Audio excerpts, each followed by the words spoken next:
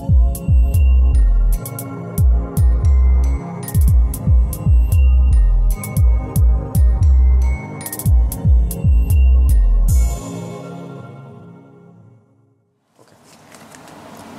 আলাইকুম। Prime medical college hospital presents prime মেডিটকে সবাইকে স্বাগত।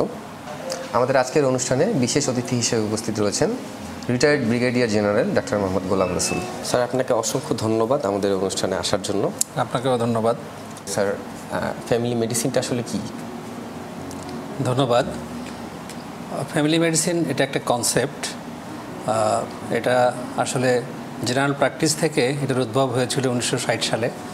তো বেসিক্যালি এটা হচ্ছে আমাদের যে সামাজিক ইউনিট পরিবার, এই পরিবারকে কেন্দ্র করেই আসলে ফ্যামিলি মেডিসিনের উদ্ভব হয়েছে।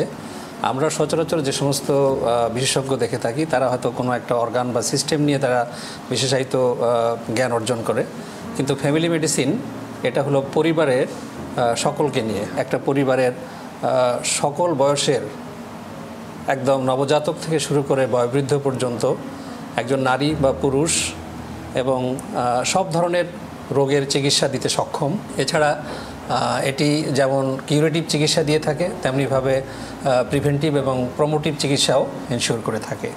এটা ব্রিজিং হিসাবে সাধারণ চিকিৎসা এবং বিশেষায়িত চিকিৎসার মাঝখানে এটা তার চিকিৎসা প্রদান করে থাকে। স্যার, আমরা এই 70 থেকে 80 দশকে দেখতাম যে ফ্যামিলি ডক্টর ছিল, তারা ওই একজনের কাছ থেকে সব ধরনের সেবা পেত। স্যার, এই প্র্যাকটিসটা এখন আমরা ওইভাবে লক্ষ্য করি না। চিকিৎসার যে অগ্রগতির ধারা, ওই বিভিন্ন অর্গান ওয়াইজ ডক্টর স্পেশালাইজড হচ্ছে। আসলে ফ্যামিলি মেডিসিন এটা একটা নতুন কনসেপ্ট। তো আমরা দেখেছি যে আমাদের ব্রডার রেসপেক্টে যে কোনো একটা সাবজেক্ট, যেমন ধরেন আমি যদি উদাহরণ দিয়ে বলি ইন্টারনাল মেডিসিন, তো ইন্টারনাল মেডিসিনের সাব স্পেশালিটিতে আমরা দেখি যে নেফ্রোলজি, কার্ডিওলজি, গ্যাস্ট্রোএন্টারোলজি বা নিউরোলজির মতো সাবজেক্টগুলো আছে। একদম ইন ডেপথ নলেজ সহ অ্যাডভান্সড যে কোনো চিকিৎসা বা অ্যাডভান্সড যে কোনো ডায়াগনস্টিক সিস্টেম, এগুলোর সুফল পাওয়ার জন্য আসলে এই সাবজেক্টগুলোকে সুপার স্পেশালিটি, সাব স্পেশালিটিতে ভাগ করা হয়েছে। এবং যেহেতু পৃথিবীব্যাপী এখন চিকিৎসা ব্যবস্থা এখন এটা ট্রিটমেন্ট ডিপেন্ডেন্ট, তো মানুষের চাহিদা এবং প্রত্যাশাও অনেক বেড়ে গেছে। তারা সরাসরি একজন বিশেষজ্ঞের কাছে যেতে চায়। তো যার ফলে এই জেনারেল প্র্যাকটিস এবং ফ্যামিলি মেডিসিনের প্র্যাকটিসটা কিছুটা মাস্ক হয়ে গেছে। এটা এখন নতুন করে আবার সবাই এই বিষয়টা অনুভব করছে যে সাব স্পেশালিটি ডক্টরের কাছে গেলে তিনি একটি অর্গান কিংবা একটা সিস্টেম নিয়েই শুধু ওনার ইনডেপথ নলেজ, অন্য যে কোনো বিষয়ে যখন প্রবলেম হয় তখন তিনি আরেকজন বিশেষজ্ঞের কাছে এটা রেফার করে থাকেন। তো তাতে করে পেশেন্টের একদিকে যেমন ভোগান্তি বাড়ে, আবার সময়ক্ষেপণ হয়, অর্থ ব্যয়ের বিষয়ও থাকে এবং দেখা যাচ্ছে একটা সমন্বয়হীনতা অনেক সময় একটা জটিলতা সৃষ্টি করে। তো যার ফলে এখন নতুন করে ফ্যামিলি মেডিসিন সকল বয়সের, সকল ডিজিজের ক্ষেত্রে এবং সকল জেন্ডারের ক্ষেত্রে একটা মধ্যমানের বিশেষায়িত চিকিৎসা দিয়ে থাকবে। তো এই জিনিসটা ক্রমান্বয়ে কিন্তু এখন নতুন করে আবার সবার কাছে জনপ্রিয় হয়ে আসছে এবং ওয়ার্ল্ড হেলথ অর্গানাইজেশন এটাকে কিন্তু এখন প্রমোট করছে। তো হয়তো আমরা অদূর ভবিষ্যতে আমরা দেখব যে মানুষ প্রত্যেকটা হাসপাতালে, সরকারও এখন একটা এমফাসিস দিচ্ছে যে আমাদের টার্সিয়ারি কেয়ার হসপিটালগুলোতে যেন আমরা ফ্যামিলি মেডিসিন বিশেষজ্ঞ ইনক্লুড করতে পারি, এবং এটা অদূর ভবিষ্যতে আমার মনে হয় যে ফ্যামিলি মেডিসিনের জনপ্রিয়তা আস্তে আস্তে বাড়বে। স্যার, আমরা কি এই প্রাইম মেডিকেল কলেজে ফ্যামিলি মেডিসিনের প্র্যাকটিস দেখতে পাচ্ছি? প্রাইম মেডিকেল কলেজে আমরা, আপনি জানেন যে এটা একটা tertiary care hospital, medical college আছে এখানে, এবং আমরা একই সাথে এখানে একটা স্পেশালাইজড হসপিটালেরও পরিকল্পনা করছি। আপনি জানেন যে যে কোনো একটা হসপিটালের মৌলিকভাবে দুটো সার্ভিস, একটা হচ্ছে আউটডোর, একটা হচ্ছে ইনডোর। তো আমরা নতুন যে পরিকল্পনা করেছি সেখানে আমাদের আউটডোরে দুটো ভাগ থাকবে। তার ভিতরে একটা হচ্ছে সুপার স্পেশালিটি, যেখানে আমরা প্রচলিত যে বিশেষজ্ঞ ডাক্তাররা আছেন তারা বসবেন। আরেকটি অংশে আমরা এই ফ্যামিলি মেডিসিনকে আমরা বসাবো। তো ফ্যামিলি মেডিসিনকে আমরা এটা জনবান্ধব করে, যা স্বল্প খরচে যাতে মানুষ এখানে চিকিৎসা পেতে পারে, একই সাথে সুপার স্পেশালিটি বা সাব স্পেশালিটির যাতে লোড কমে যায় এবং সেখানে তারা যথাযথ সময় দিয়ে একটা রুগীকে তার চিকিৎসা দিতে পারে, সেই ব্যবস্থা আমরা করতে যাচ্ছি।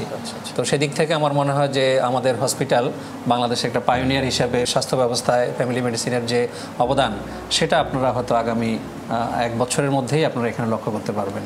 ফ্যামিলি মেডিসিনের ডাক্তাররা একটু এক্সপেন্সিভ কি? না, আমি প্রথমে বলেছি যে ফ্যামিলি মেডিসিন হচ্ছে মানুষের এক ছাতার নিচে আপনি সব চিকিৎসা পাবেন। আপনি পরিবার ভিত্তিক দেখা যাচ্ছে যে আপনার পরিবারে হয়তো একটা শিশুর যে কোনো একটা স্বাস্থ্যের সমস্যা হলো, তো আপনি যদি সেখানে আসেন, একই সাথে তার মায়ের সমস্যা কিংবা তার দাদার সমস্যা, তো দেখা যাচ্ছে যে একটা ভিজিটেই আপনি সবগুলো কভার করবেন, ওয়ান স্টপ সেন্টারের মতো। এটা যদি আপনি পান এখানে, তাহলে এখানে এটা হলো একটা সুবিধা। 2 হচ্ছে যে আপনার ইজি অ্যাক্সেস। আপনি একজন হৃদরোগ বিশেষজ্ঞ যিনি সুপার স্পেশালিস্ট, তার একটা অ্যাপয়েন্টমেন্ট পেতে আপনার যে সময় লাগবে, আপনি কিন্তু হাতের কাছে ফ্যামিলি মেডিসিন বিশেষজ্ঞ পাবেন। তো সেক্ষেত্রে আপনার জন্য তার কাছ থেকে একটা অ্যাডভাইস নেওয়া, এইটা আপনার জন্য খুব সহজলভ্য হবে, এবং এটাকে আমরা বলছি যে ready to access to the health care, এটা আপনি সহজেই পাবেন। আপনাকে হয়তো এখান থেকে ঢাকা কিংবা দিল্লি কিংবা সিঙ্গাপুর যাওয়ার চিন্তা করতে হবে না, আপনি প্রাইমেই সেটা পেয়ে যাবেন। তো এটা একদিকে যেমন সুবিধা, তাতে করে আপনার আর্থিক দিকটা যদি আমি বিবেচনা করি, এখান থেকে ঢাকা যেতে যে খরচ, সেটা আপনার সাশ্রয় হলো। আপনি ঢাকায় একজন বিশেষজ্ঞের যে ভিজিট, সেখানে যে পরিমাণ অর্থ ব্যয় করতে হবে, সেটা আপনার কমে গেল। ঢাকায় একটা পরিবারের 1 বা 2 সদস্য যাতায়াত এবং সেখানে থাকা, এটার যে আর্থিক সংশ্লেষ, এটাও অনেক।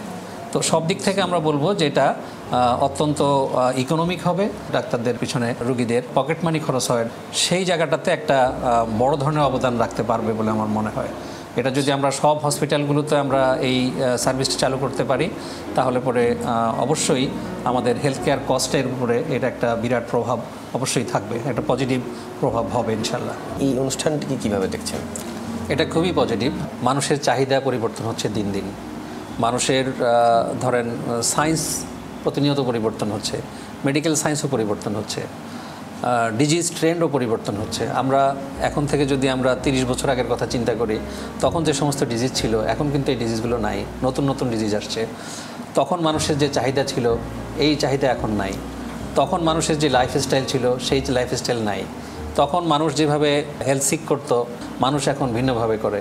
তো এইটা যুগের পরিবর্তনের সাথে, চাহিদার পরিবর্তনের সাথে, সায়েন্সের ডেভেলপমেন্টের সাথে আসলে হেলথ কেয়ার সার্ভিসটাকেও একটা নতুন ফ্যাশনে আনা খুব জরুরি।